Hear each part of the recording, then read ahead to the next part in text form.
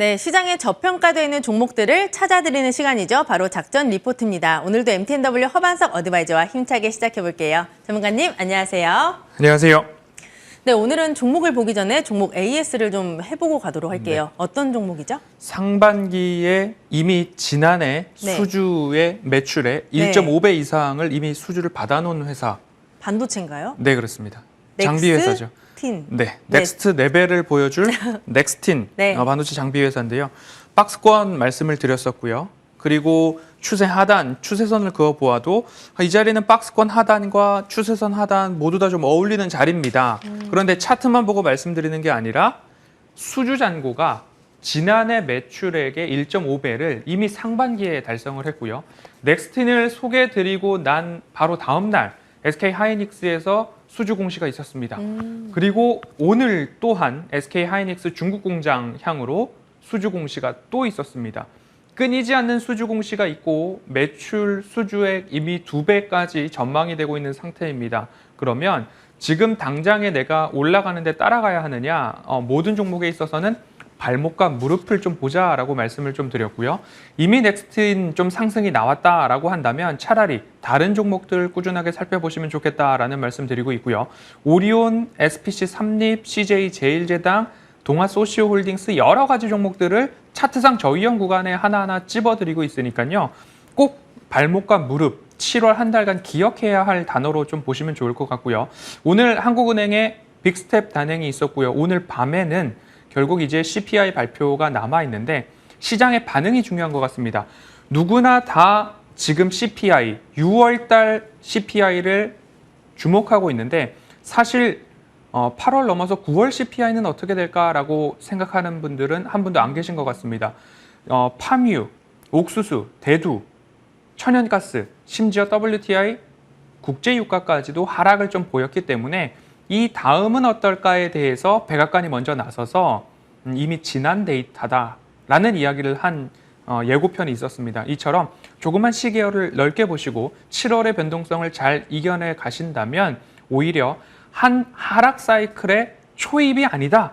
오히려 후반부에 더 가까울 것입니다. 라는 이야기 좀 드리고 있으니까요. 그 부분 꼭 지켜서 보시고 7월의 시장은 발목과 가장 가까운 종목들만 선별해서 보시면 좋을 것 같습니다. 저 질문이 하나 있는데 네. 넥스틴을 지금 따라가도 괜찮은가요? 따라가지 말자고 말씀을 좀 드리고 싶고요. 네. 그리고 제가 넥스틴 목표 주가를 좀 높게 말씀을 드렸습니다. 전 고점까지도 좀 바라보고 있어서 한 8만 원 정도 목표가로 말씀을 드렸습니다. 올해 실적 발표가 나올 때마다 좋은 호실적, 서프라이즈가 예상되는 만큼 좀 조정이 나왔을 때 보시고요. 이 기업을 내가 놓쳤다니 다시 보기를 꼭 한번 해보시고 그런 다음에 적정 주가를 한 번 더 생각을 하셔서 조정이 나올 때 꼭 참고해서 접근해 보시면 좋을 것 같습니다. 네, 그러면 오늘 넥스틴 말고 오늘 가져오신 종목을 좀 기대해 보도록 네. 할게요. 제목이 대한민국 김치 수출액의 40%를 커버하고 있는 업체인가 봐요. 네, 첫 번째 힌트가 사탕수수 발효공법 감칠맛의 대명사. 감칠맛 하면 또 미원 아닌가요? 그렇죠. 네, 두 번째 청정원, 순창고추장, 종갓집 등 브랜드를 갖고 있는 업체고 마지막으로 판가를 인상하면서 곡물가가 하락할 때 마진이 개선된다. 식품주 같은데 힌트 맞습니다. 주시죠. 미원, 청정원, 네, 종갓집, 김치. 네. 이거면 이제 다 되지 않았을까요? 이 업체들은 많이 들어봤는데 네. 이걸 갖고 있는 회사의 이름은 잘 모르겠네요. 금은 동상이 아니라 대상입니다. 대상. 네. 정말 우리와 밀접하게 닿아 있는 기업 같은데 네. 가져오신 이유가 궁금해요. 가장 핵심은 3번입니다. 곡물 가격, 원자재 가격이 올랐습니다. 특히 옥수수 가격, 전분당 재료가 되죠. 이 옥수수 가격이 올랐는데 그래서 판가 인상을 했습니다. 하지만 옥수수 가격이 하락을 했습니다. 그러면 판매 가격도 하락을 하지 않을 것이다 라는 이야기 CJ 제일제당 오뚜기를 통해서 말씀을 드렸고요. 대상도 마찬가지로 차트상 저위험 구간에서 반등을 막 시작했기 때문에 함께 살펴보고자 가지고 나왔고요. 판매 가격을 하락하지 않고 원가만 하락을 한다면 마진율, 수익률은 좋아질 수 있다라는 점을 감안하셔서 들으시면 좋을 것 같습니다. 먼저 1분기 실적 보도록 하겠습니다. 매출액은 9,868억 원으로 전년 동기 대비 21%의 성장, 영업이익은 428억 원으로 전년 동기 대비 22% 역성장을 했지만 직전 분기 대비로는 146%의 성장을 좀 보였습니다.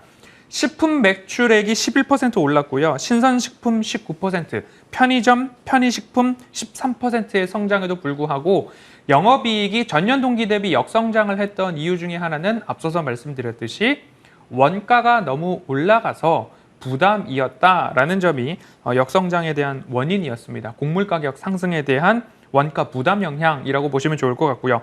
그리고 식품 사업 부문과 소재 사업 부문이 있는데요. 소재 사업 부문에 있어서는 전분과 전분당, 이런 올리고당 이런 이야기 들어보셨을 겁니다. 이런 제품들에 있어서 매출이 발생을 하고 있고 사료 첨가제의 필수 아미노산이죠. 라이신이라는 것에 매출도 호조를 보이고 있어서 오히려 소재 매출은 전년 동기 대비 44% 증가를 보였다라는 점들을 감안해 보셔서 대상 같은 경우에는 식품 쪽의 매출 하나, 그리고 라이신 같은 소재 부분의 매출 두 가지로 구성이 되어 있다 살펴보시면 좋을 것 같고요. 2분기 매출은 그럼 어떻게 되느냐?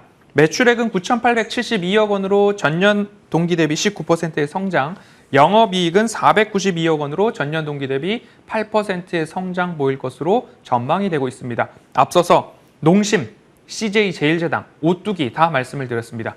과자, 라면의 주 원료인 팜유 하락을 보였기 때문에 가격이 올랐으나 판가, 원가는 내려가고 판가는 오른 상태로 그대로 유지된다라고 한다면 수익률은 꾸준하게 늘어날 것이다 라고 보시면 22년도 매출과 이익에 있어서는 좋아질 것이 오히려 조금 확실시 된다라고 좀 보시면 좋을 것 같고요. 농심도 2분기 실적 발표가 바닥일 가능성 가장 높다라는 말씀을 드리면서 작전 리포트에서 미리 안내를 드렸죠. 그 부분까지 참고를 해보신다면 판가는 이미 올렸는데 곡물 가격은 떨어지고 있고 판매 가격을 그대로 유지시킨다라고 한다면 기업 이익 측면에서는 여전히 좋은 실적이 나올 것으로 전망이 된다라는 부분 좀 참고를 해보시고요.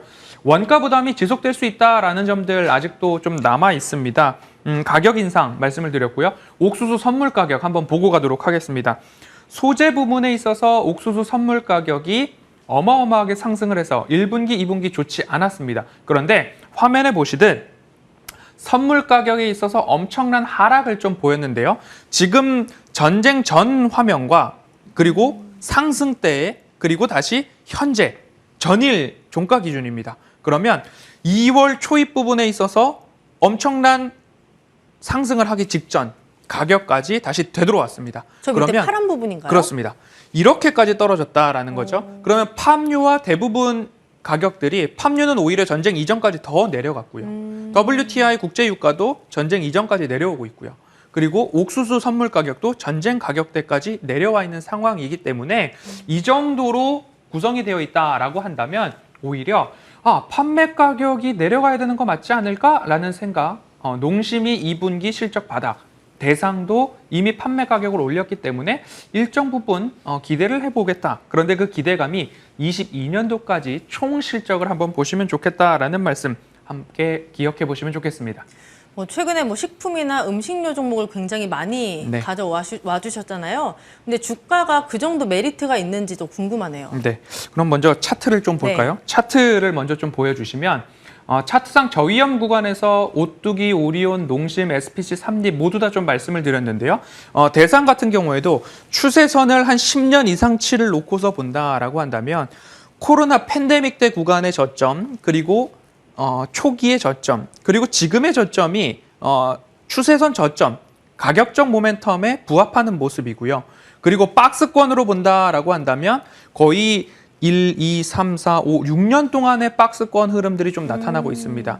그런데 이 기업이 매출액과 영업이익이 안 나오는 기업이 아니고 역성장하고 있는 기업이 아니기 때문에 이 박스권을 본다면 기아 차트와 조금 유사한 것도 있습니다. 기아차요. 그렇죠. 실적이 나오는데 박스권을 꾸준하게 유지하고 있다. 그러면 부담 없이 박스권 하단에서는 접근해 볼 필요가 있겠다라는 관점으로 접근을 해보셔도 좋을 것 같습니다. 그렇기 때문에 가격적인 메리트가 있느냐?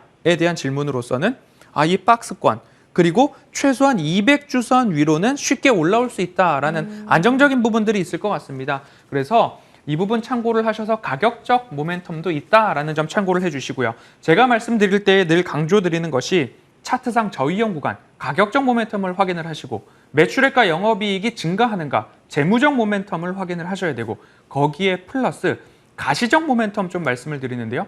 공장 건설에 있어서는 착공보다도 완공이 중요하고 완공보다도 가동이 중요하다. 정상 가동률이 좀 나와야 되는데요.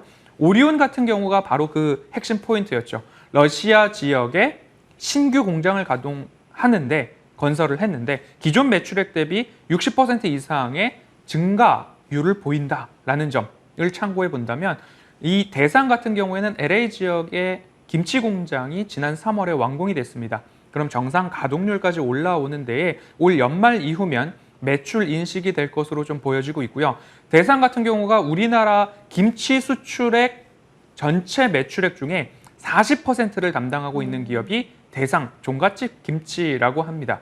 그러면 미국 공장에서만 연간 매출액 1,000억 정도가 전망이 되고 있기 때문에 완공이 되었다. 이제 가동을 기다리는데 3월에 완공이 되었으니까 적어도 올해 연말이면 정상 가동률이 되지 않을까 전망이 나오고 있기 때문에 이 부분 참고를 해보신다면 가격적 모멘텀, 재무적 모멘텀, 가시적 모멘텀까지 들어맞는 기업이 대상이다라고 말씀드릴 수 있겠습니다. 근데 가격이 지금 최근에 계속해서 박스권에서 움직였잖아요. 네. 이거를 탈피를 할까요?